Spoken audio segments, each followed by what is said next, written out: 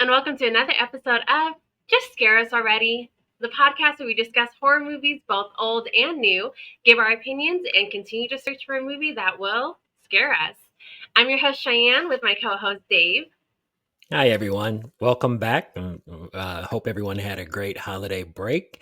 And we're excited for a new year of horror movies. And as Shai said, hopefully we'll find some that will just scare us already. I want to give a shout out to one of our listeners, CJ, who sent us this really cool swag with our Just Scare Us Already logo on the sweatshirt and the name of our show along the sleeves. It's really cool. And hopefully we'll get some swag out that you guys can purchase as well.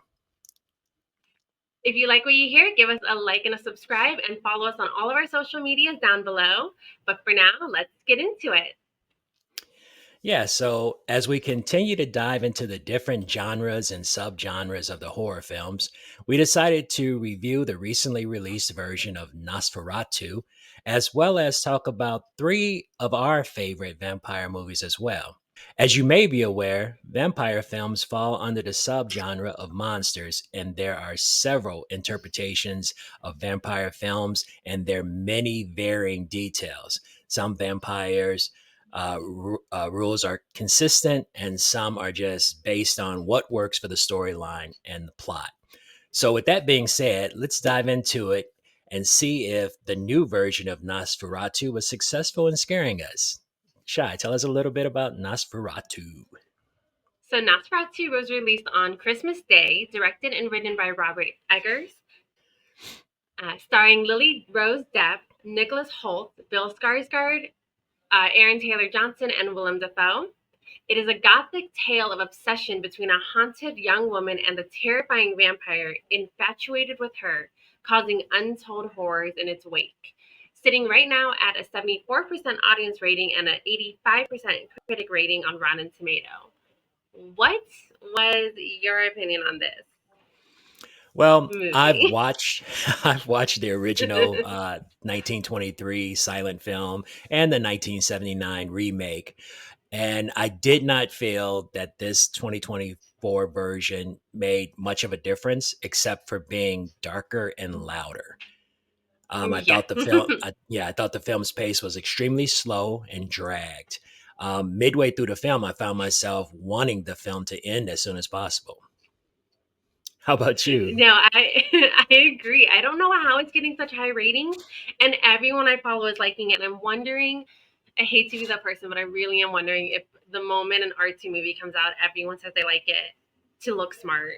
This was Yep. directed by the same person who did The Witch and The Lighthouse. hmm You already know my feelings towards The Witch. If anyone has watched this podcast, I think I've mentioned it plenty of times. I despise The Witch, and I feel like this movie did not change my opinion on Robert, sadly. It was boring, loud, weird, and I'm not a prude. I don't mind movies that have, especially vampire movies, I know are typically more of sensual movies, like Interview with the hmm Vampire. But I felt like the scenes in this one were just trying to be too strange and provocative to Okay. create some sort of shock, maybe. Because I just found them weird and annoying and kind of awkward to watch in general. Like the scene with Aaron Taylor Johnson and his wife. I don't want to give any spoiler, but Right. Yeah. I No. think you know the scene I'm talking about. Oh yeah. Yeah. I agree. I agree. And that was my overall take. Is that this was a art house film? It was trying to be very, you know, gothic and dark and ominous, but I felt that the overall vibe of the film wasn't scary. Uh, I Mm-mm. thought Lily Rose Depp did a great job as Ellen, and I had no idea that was Bill Skarsgård as Yeah, Count I kept. Orlok. I knew it was him because I had read in interviews that it was going to be him, and that he, I believe, hired an operatic coach to teach him how to lower his voice octave Okay. Okay. completely. Uh-huh. But I kept searching for him and I couldn't see him. And that was really cool. I thought he did a phenomenal job of becoming Count Orlok. But I will say his accent was distracting a bit. And I know it's a Romanian accent, but it was very distracting. And his mustache, I don't know if you know the Super Mario world, but his Yeah. mustache reminded me of Waluigi, that Okay. I could not unsee that. And that I don't know why they gave him a mustache because that's all I could think the whole time. Yeah, I mean, when they finally reveal his face, I thought maybe it was the guy one I don't know if you I don't know him by name, but the guy from John Wick, the first one, the father of the son that John Wick kills. Yeah, He's a Russian guy. that He Russian always plays a accent. bad guy. Yeah, I thought maybe that was him. So when I finally looked at the cast and I saw it was Bill Skarsgård, I was like, wow. I mean, this guy, Yeah, he can definitely get into his roles, which is yeah. really cool. And it's a mhm. He said he's never doing a movie like this again, though. It was the darkest he had to be, which is surprising with Pennywise and everything. But he said this was like the darkest he's Wow. had to do for a movie. That's crazy. So I give him all the credit in the world for that one. But I did Hmm. not like Nicholas Holt and Aaron Taylor Johnson. No, I thought that was bad casting. For me, they looked like college kids or high school kids playing adults. I just couldn't take them seriously. I couldn't take either one of them seriously. I didn't have an issue with Aaron Taylor Johnson. I thought he did his role well. I thought Nicholas Holt. I thought he fit the role. I just thought that they didn't utilize his acting ability because he's a good actor. I like him in general, but in Mhm. this movie, a he wasn't in it much, which is surprising since he's like the second name on almost Right. everything. And Right. then secondly, I don't know if it was the directing, but he looked scared so much when nothing was happening. Like when Olak invites him to eat, he looks like there's blood on Yeah. the He's table like, or like bodies, and there was nothing happening. So that was annoying to me. I did think Lily Rose Depp did a good job. I thought she really gave her all into this movie. She was not mhm. scared to look ugly, which was really great. And the makeup in this movie was phenomenal. Bill Skarsgård's Count Olaf looked awesome when you could see it, and that Yeah. also frustrated me because I love that Nosferatu isn't a good-looking vampire because it was made during the time of like Dracula, and it was inspired or they were trying to do Dracula but didn't have the rights to it. And Dracula is a swabby man when he becomes, younger. Right. And I Right. like that Nosferatu is disgusting and someone you wouldn't want to hook up with. But yeah, they just didn't utilize that makeup a ton in this movie, and it was really, really awesome when you got to see it. It was really grotesque and just well done. Didn't look, I don't know how much CGI they might have used for it and how much of it was practical, but it looked really real. And so I applaud them. Yeah, yeah. It again, they were going for that dark, ominous, feel. So they kept him in the shadows and things like that. But I will say, as far as William Defoe's portrayal of Professor von Franz, uh, it was as laughable as Anthony Hopkins' portrayal of Van Helsing in Bram Stoker's Dracula. I mean, I was rolling my eyes half the time. I mean, he was just over the top, and I just like, okay, wow. He was eating the scenery for real. And I like Willem, but he was definitely, I don't know if he thought this was going to be a more of a tongue in cheek shtick movie, but he was Hmm. definitely making that character himself. And that was Yeah, refreshing at times, though, with the silence of the movie and the boringness of it, to be honest. yeah, yeah. I mean, it definitely helped somewhat, but again, overall, the pace of the film was just agonizing. Yeah. I really did not like this movie.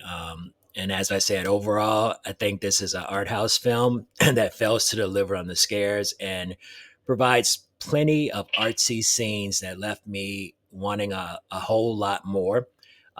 Before the ending, besides the ending of the 1979 remake of Nosferatu starring Klaus Kinski, um, and I don't know if you've watched that version yet, but the ending on that film was totally different No, I haven't watched it after yet. Count Orlok dies. So you might want to fast forward to the end of that one and just to see how it ends. But I think this version was far better. That version was far better than the newer and louder 2024 version. How about you? What do you give it? I give it a I want to give it a Matt, but I give it a thumbs down. I would not suggest this movie in theaters. If it ends up on streaming for free somewhere, like if you have HBO Max and it ends up on there, sure, Hmm. maybe give it a watch if you're really bored or you want to compare the old movie with this one, as well as to see Bill Skarsgård because I think he did a really great job. Outside of that, I don't really think it's worth the watch. It's loud. It's weird. A lot of the scenes you see in the trailer, honestly, are the only decent scenes in this movie that aren't just boring talking. So I don't think it's really worth the time. So I definitely give it a thumbs down, Kitty. Sorry to say. Yep, I agree. I give it a thumbs down, Kitty, as well. I totally agree with everything you just said. If you get to see it on streaming and you have a couple hours or more than a couple hours, hour and 20 minutes to kill, uh, then watch it. If you like these type of artsy movies, then you'll probably like it. But just not my cup of tea. Yeah, I don't think I'm ever going to be a Robert Eggers fan, which really stinks. I want to know what everyone loves about it. I can't. It's not in Right. me.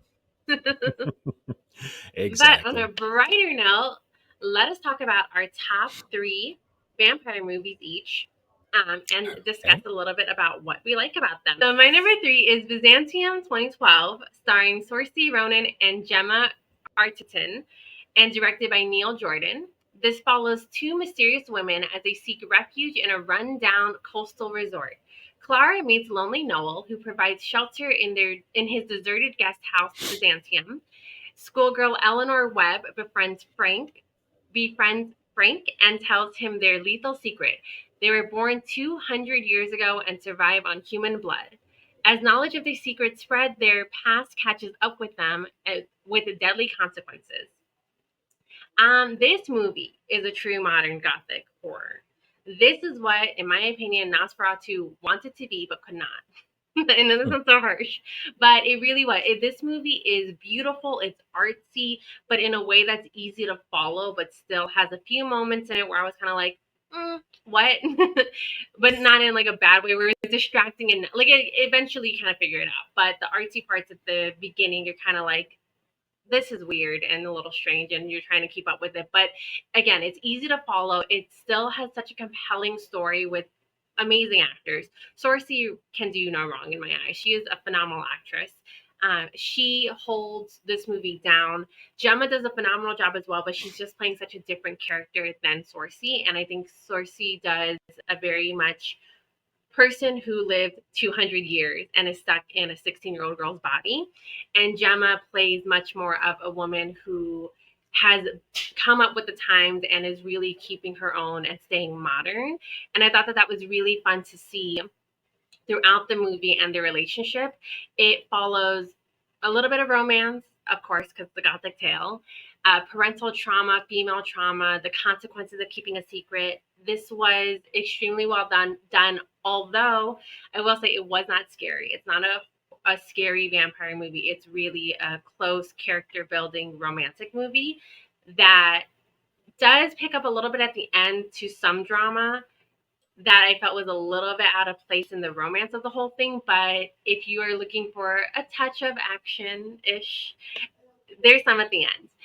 Overall, though, I thought this was really, really great. I gave it personally a 9 out of 10.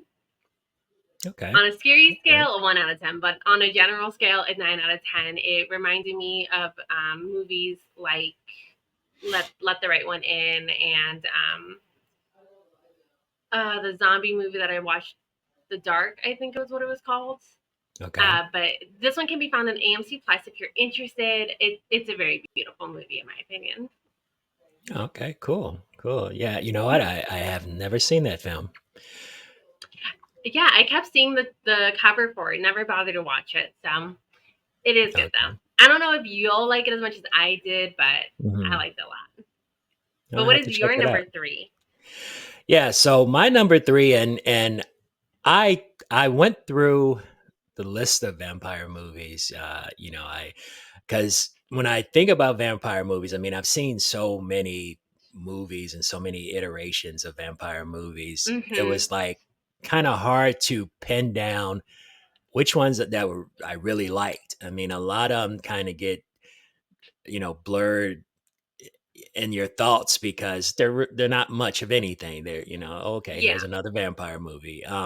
So I took some of the lists. I looked at them. I started rewatching some of these films just to see if I missed anything or if there was anything that stood out. So I was kind of surprised I put this on my list. I was tossing up between this and another film, but I was like, well, I guess overall, if someone said which one of these do you want to watch, this would be the one I would watch, and it would be 1998's Blade, starring Wesley Snipes, Stephen Dorff, and the late Chris Christopherson. So, in a world where vampires walk the earth, Blade has a goal. His goal is to rid the world of all vampire evil. So, the half mortal, half immortal Blade is out to avenge his mother's death and rid the world of vampires. The modern day technology advanced vampires he is going after are in search of his special blood type needed to summon an evil god who plays a key role in the plan to execute the human race. So, again, I will say, although most moviegoers feel Blade is just another Marvel comic superhero film, Blade it actually is a very good vampire horror action film, in my opinion. The film works as a vampire film. It has some really good action sequences, um, and this, although the script is not the greatest, I still felt this film works as a vampire movie. It had its moments of, you know. I can only bring up the scene where they're in the nightclub and everybody's dancing Ah, and then the blood yeah. comes pouring out. Yeah, that to me that was really cool. And then they start showing themselves as vampires. So yeah, I actually enjoy this movie. And I'm sure people are wondering what the other movie was that I was Yeah, tossing I up was. between, and that was The Lost Boys. But having Okay. rewatched it, it doesn't stand a test of time. It definitely feels like an 80s, music video kind of film. Yeah. So yeah, so it doesn't really stand the test of time. And I actually was rolling my eyes at a lot of the scenes in it. So that's why I said if someone was to ask me which one of these would I watch again, it would be Blade. That's a good choice. Blade is great. I haven't seen it in a very long time, so I'll have to rewatch it because I do know I like the movies, Hmm. but it was good seeing him in the new Deadpool and Wolverine, though. Yeah, that was That cool. was very nice. That made me excited.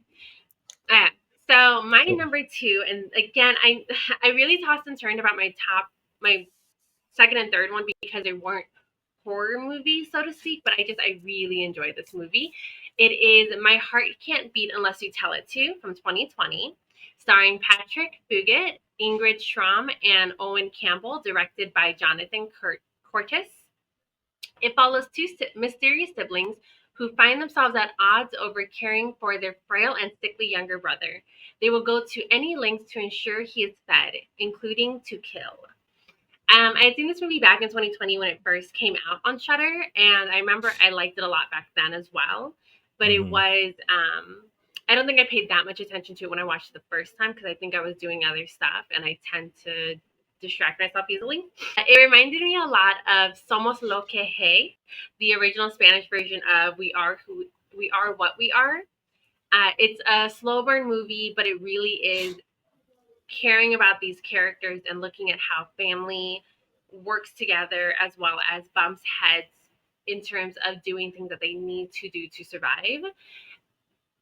This movie overall, I really enjoyed it, but it's definitely a slow burn and a quiet movie. They never outright call Thomas a vampire throughout the movie, which I found weird, but also I liked it. I like that they never say he's a vampire. I like that they never give any lore of his background on how he became a vampire. He just is. It's really just like a snapshot of the breaking moment between his family. Hmm. Like in Somos Lo que Hay, the siblings are forced to go to lengths such as kidnapping homeless people, as well as a prostitute at one point, in order to get enough blood to keep feeding Thomas and to keep him satiated. While Thomas, I love him so much. He is such a sweet character, and he's so sad because he just wants to live and be a normal kid, and he finds other kids, um, and wants to find out what they're like. But of course, again, I wish I knew how long he was a vampire and if he was like this as a really little kid, because it seems like he doesn't fully register what he is, and his siblings are the ones who are kind of like keeping him in the dark but feeding him. So there was a little bit of a strange dynamic there, but overall I thought it was really interesting. I wish it had ended a little differently. I thought that the ending was a bit bleak, but overall I gave this movie a 7 out of 10. It can be watched on Amazon Prime. I don't know if it's still on Shutter, but I just watched it on normal Prime. Hmm. But I Yeah. liked it a lot. Yeah, I Minus the actually, I title. actually, I actually have that on my list of top five. So that was one that I came across while I was looking for, horror or vampire movies that I hadn't watched before, and I came across that one. It, as you said, it's a good movie. It's a slow burn. There's nothing scary about it. There's nothing that jumps out at you. No jump scares or anything like that. Um, in my opinion, I thought maybe he had some type of anemia issue or something where, Mhm. because he didn't have, vampire teeth and he wasn't biting That's people in the true. necks and stuff. He was basically just drinking blood. So I thought maybe he had some type of blood deficiency illness that, they didn't want to take him to the doctor for. So they were trying to take care of it themselves by feeding him blood, but Well, they do show that he can't go in the sunlight. yeah, and there So are some people that are very sensitive to the sunlight. So I was that's just true. I was kind of like in the mindset that maybe he's just this ill kid And they're and treating his him like a vampire. yeah, exactly. But it does it Maybe. does work. It does work as a vampire film, though, as far as the lengths that they go through to keep him alive. So yeah, Yeah. I like that But one a yes. lot. And I was surprised you liked that one. I thought you'd be like, this is so boring and slow. Oh, I was tempted to turn it off a couple of times, but I was like, no, let's see where this goes. I And do and think it it picks was up a bit at the end. yeah, it was interesting enough where I wanted to see what was going to happen. Yeah. So Okay. yeah, definitely a decent watch. Well, And what my is your number number two? Yeah, my number two, it was in my list of top five horror comedy films. And I would be remiss not to mention it here as one of my favorites. So for my number two, it's 1985's Fright Night, starring Right. Chris Sarandon, William Ragsdale, and Amanda Breeze. So teenage Charlie Brewster is a horror film junkie. So it's no surprise that when a reclusive new neighbor moves next door, Brewster becomes convinced he's a vampire. It's also no surprise when nobody believes him. After strange events begin to occur, Charlie has no choice but to turn to the only person who could possibly help him, and that's the washed up television vampire killer, Peter Vincent. Again, one of my top five horror comedy films. Fright Night is definitely one of my favorite vampire films. When I saw Fright Night back in 1985. The film felt more scary than funny. But I think now that I've gotten older and watched it another 25, 30 times, it's definitely a good comedy vampire film. It works as a parody to the old B-rated Dracula films, that you may see on Svengoolie or Elvira, Mistress of the Dark. Um, it's just one of my favorites. It doesn't The special effects doesn't stand the test of time. I'm sure if a lot of people watch it now, they'd be like, the special effects are whack. Do they still say whack? Honestly, I don't even know anymore what anyone's saying. They probably say Right? it's skibbity or something. Yeah. So yeah, so I'm sure that they would laugh at the special effects. They weren't the greatest, but in 1985, it is what it was. So definitely, a good film, a funny film, a good nod to the old B-rated Dracula films. So always will be on my list. That's one of my favorites. It's a good one. So Good what's choice. your number one? So my number one, and this one was hard to choose, but I chose Blood Red Sky from 2021. It stars, so sorry if I say these wrong, they're all German. Perry Baumeister, Alexander Scheer, and Karl Koch, or Koch.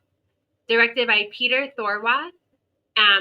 Follows a woman with a mysterious illness who is forced into action when a group of terrorists attempt to hijack a transatlantic overnight flight. However, this action can lead to her losing everything she has worked so hard to keep, as well as bring everyone into a line of true danger. This one is a classic vampire movie.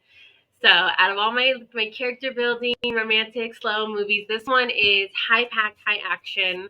Still a little bit of character building. I can't help myself, but this is quintessential, just like action movie. This one is a Netflix original that was in German but is English dubbed. And Nadia, our vampire, is a sickly looking woman who, at the start, you would think is possibly cancer or something. And Mhm. she is taking a trip with her son to get some sort of medical help. Quickly, though, the movie jumps right into the action when the terrorists reveal themselves. Nadia, who is, and I really like this about her as a vampire because she is genuinely torn. She struggles with the idea of, if I feed on blood, I will become stronger and I will be able to protect my son and all these people on this flight, but I Mhm. will become more vampiric. And I thought that that was really cool to see.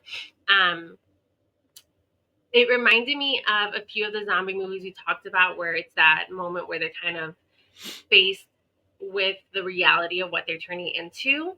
And for her, Mhm. it's similar, and it does go back and forth between, for only like the first maybe hour of the movie, it goes back and forth between her present day and her past day when she first became a vampire. And I thought that was kind of cool to see what she went through when she was turning, and then now where she is basically turning all over again. Mhm. And then for the more fun of the movie, we have a psychopathic terrorist who, when he realizes what she is, eagerly infects himself, leading to absolute a chaotic mess that the movie ramps up to absolutely 100 by like maybe an hour in, somewhere around that time. It ramps up so high and so fast, and it gets really fun.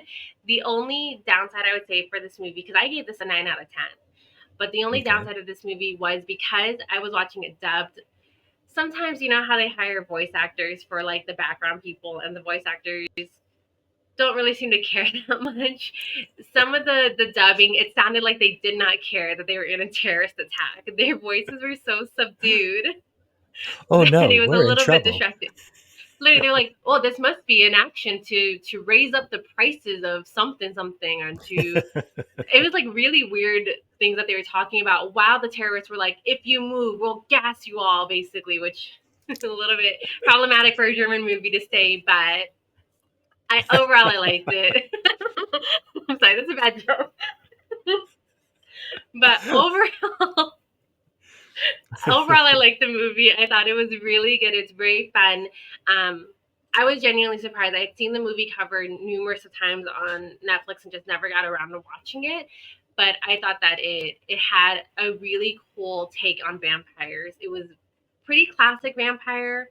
But what was really cool, and this isn't a big spoiler or anything, but what was really cool is that as she's drinking more blood and doing more stuff that are vampire, her appearance changes to become more of the classic like Nosferatu vampire. And I thought Mhm. that was a really cool touch to the whole thing. Yeah, I actually did get to see that one as well. Oh, okay, cool. Yeah, I think I watched it probably when it first appeared on Netflix. Yeah, and it was a good movie. I enjoyed it. I'm not a fan of dubbed films, for that Yeah. same reason that sometimes the dialogue sounds weird. Um, but it was a really good film. I like that one a lot. And so, what is your number one movie? My number one. So again, I have to go back to one of our previous episodes because when you really like a film, it can fall under so many different things. And so for me, this one is kind of a twofold uh, Oh, choice because this was part of our foreign U.S. remake episode. And so my number one, of course, is Let Me In from 2010, which is a remake of Let the Right One In from Sweden and 2008. So, bullied at school, neglected at home, and incredibly lonely, 12-year-old Owen spends his days plotting revenge on his tormentors and spends his nights spying on residents of the apartment complex. His sole friend is Abby, a strange girl who comes out only at nighttime. Both are outcasts and they form a strong bond. When Abby's caretaker disappears and a series of gruesome murders begin to happen, Owen begins to suspect that she is hiding a terrible secret. Again, this is a remake of the 2008 Swedish film Let the Right One In. It was spot on as a remake. The storyline was kept intact, and the remake was able to elaborate a little bit more on the characters from the original. The US version stars Cody Smith McPhee and Chloe Grace Moretz. Um, I this is one movie I always enjoy watching. It's not pretentious. It's not horribly scary or anything like that. The bond between them, she's what she doesn't want to be, and mm-hmm. but this is her lot in life. And for this kid, he's bullied, he's tortured, he has no friends. His mom and dad are separated, and his dad kind of blows him off all the time. So it definitely shows. Okay, here's a kid that's heading down the path of being a serial killer. you know, he gets his hands on a little knife, and he's out there stabbing trees and stuff, wanting to kill the guys that are bullying him. So for uh, this little girl to come into his life, and it turns out she's a vampire, and she begins to defend him, then he feels this need to defend her. So I truly enjoy this film. It's one of my favorites. Aw. And that's so sweet that you like that movie so much. I think it's a good Yeah, one. definitely one of my Well, favorites. I want to just give a few honorable mentions real quick. So Okay. I wanted to honorably mention 30 Days of Night. This one would have made my list, but I wasn't able to rewatch it, and I didn't really want to go based off memory because I don't remember Hmm. it too great, but I do know I like the movie in general. Stakeland 1 and 2. I thought this one was really good as well. This one can be found on Amazon Prime. My only issue was the vampires acted a lot more like zombies throughout the movie, and it reminded Hmm. me of like a somber version of Zombieland. So it's worth the watch, but not enough to make my list. Abigail, which would have made Okay. my list, but because I had already done on another list, I just didn't want to repeat it. But it Hmm. is such a good movie. And lastly, which I only remembered because you mentioned Blade, but the movie Ultraviolet, Oh which is yeah. a very Yeah. fun comic book style movie with a little bit of a new take on vampires as more of an infection. That one's Hmm. really fun. I think it bombed in the box office, and I think a lot of people Oh yeah. didn't like it. But I thought as a kid, so I was like, wow, this is so cool. So I liked it a lot. I think it's a great movie. But I don't think it would have made my list even if I did rewatch it. Yeah. No, that I like that one a lot. I remember watching it with you. Yeah. Um and I think it became more of a cult classic. It bombed in the Mhm. box office, but I think a lot of people, when you mention Ultraviolet, a lot of people are like, "Oh yeah, yeah, I saw that." Good, you because know. yeah, it's so good. Do you have any honorable mentions? No, actually, I think we kind of touched on my two honorable mentions, which was one of the films that you chose. My heart won't beat unless you tell it to. I probably screwed that title up, but it's such a long title; it's hard to remember It what it really is. is. And of course, the Lost Boys.